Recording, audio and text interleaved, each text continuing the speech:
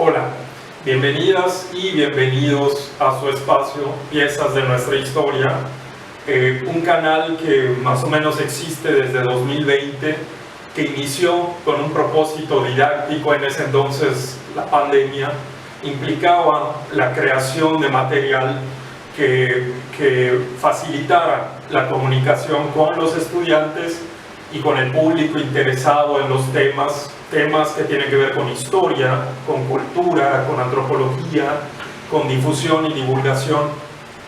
En esta ocasión vamos a hablar un poquito sobre historia colonial, historia virreinal, a través de una charla amena, una charla que tenga en cuenta contenidos especializados, académicos, científicos, pero que también tenga en cuenta otros componentes fundamentales para una comunicación directa. Y esos otros componentes tienen que ver con un lenguaje sencillo, accesible, que permita realmente comprender los contenidos, dialogar, discutir, construir ideas de manera conjunta, colectiva. En esta ocasión vamos a iniciar con un tema que tiene que ver con historia colonial, historia virreinal, también puede recibir esa denominación. Sin embargo, la diferencia que puede haber entre llamarla historia colonial o historia virreinal también implica algunos cambios, algún contenido exclusivo para cada una de las dos. Y es que llamar a la historia colonial los 300 años o casi 300 años de historia colonial puede referirnos a un término que no aplica del todo a lo que realmente sucedió entre la caída de Tenochtitlan y la consumación de la independencia, 1521-1821, ¿no? Respectivamente, marcando el inicio y el final de esos 300 años, reitero, de esa vida colonial. Al referirnos a este periodo como historia virreinal, al menos podemos de esa manera reconstruir toda la red de instituciones, leyes, actores, intermediarios, identidades, culturas que existieron en una formación histórica particular, muy peculiar en sus características sociales, históricas, económicas, ¿no? Entonces, la manera de referirnos, reitero, historia colonial, historia virreinal, puede tener implicaciones respecto a lo que entendemos de esa parte fundamental de nuestro pasado.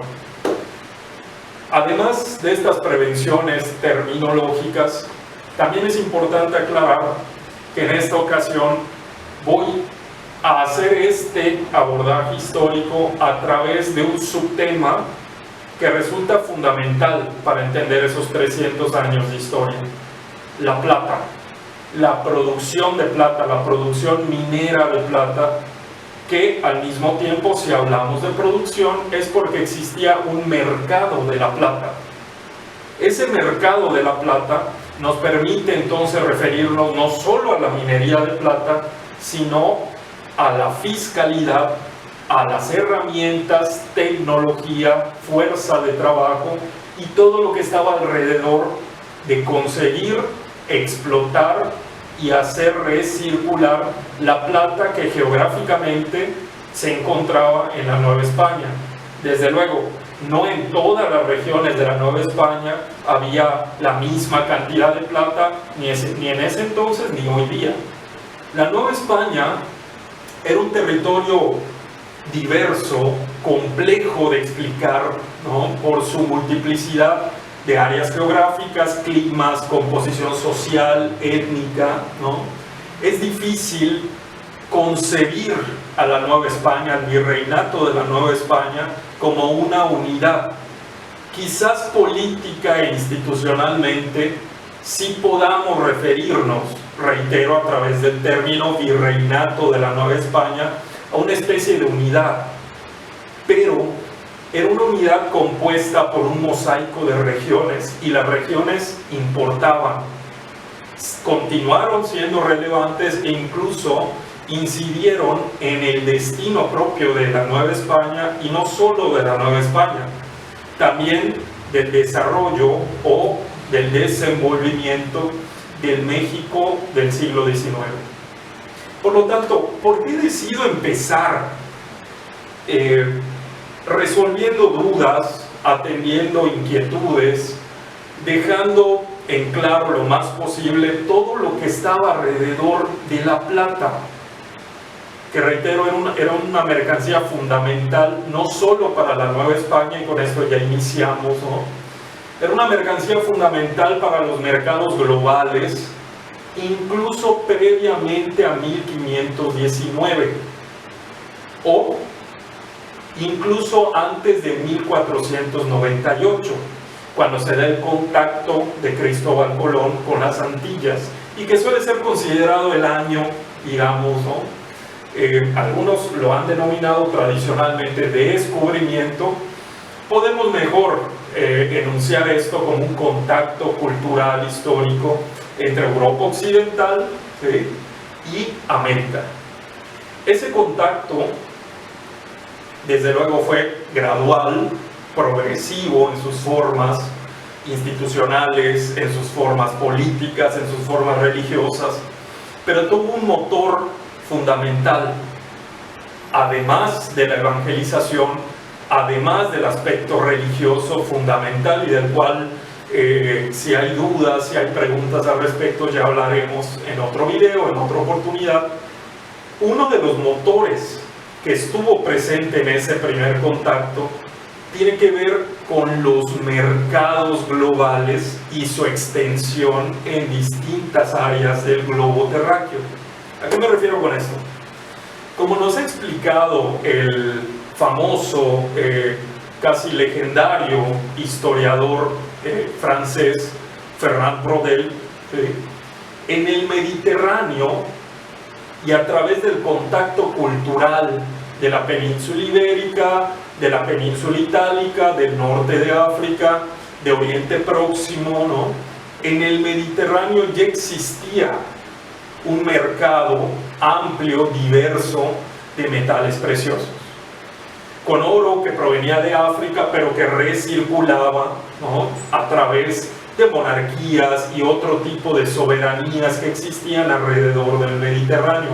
La plata ya estaba presente para respaldar incluso billetes, papel moneda o instrumentos financieros como libramientos, libranzas, letras de cambio, que tuvieron un año de aparición diferente dependiendo de la latitud en Europa, pero que nos anuncian la existencia de mercados de metales preciosos, mercados financieros, mercados de especias, mercados de esclavos, entre otras mercancías fundamentales para el consumo que existía en ese gran epicentro de la historia, que fue, reitero, el Mediterráneo. Desde luego, la comunicación con China ya existía, a través, no solamente, pero a través de la ruta, de la denominada ruta de la seda, recirculaban estas mismas mercancías, pero también nuevamente los metales preciosos. China siempre fue un receptor y recirculante, intermediario, todos estos roles, todos estos papeles, ¿no?, respecto a lo que hacía con los metales preciosos. Los chinos utilizaban los metales preciosos, los atesoraban, los refundían o los marcaban en un marco de demanda constante de los metales preciosos. Al tener esa demanda constante de metales preciosos, se generó una idea entre los estudiosos, entre los pensadores del tema, de que China pudo haber sido una especie de aspiradora y hasta cierto punto tumba de los metales preciosos, incluyendo los que posteriormente iban a surgir en la Nueva España. Sin embargo, es una idea no del todo exacta, porque si bien los metales preciosos llegaban a China, no exactamente se quedaban en China. China ya era parte de ese mercado global creciente que, como nos ha explicado otro autor destacado a través de su historia mínima de la globalización temprana, de la primera globalización. Algunos la denominan primera, otros lo denominan de otra manera. No se preocupen que de los autores que yo mencione van a tener la respectiva referencia bibliográfica en la descripción de este video, más las preguntas y dudas que puedan surgir, con mucho gusto las atendemos.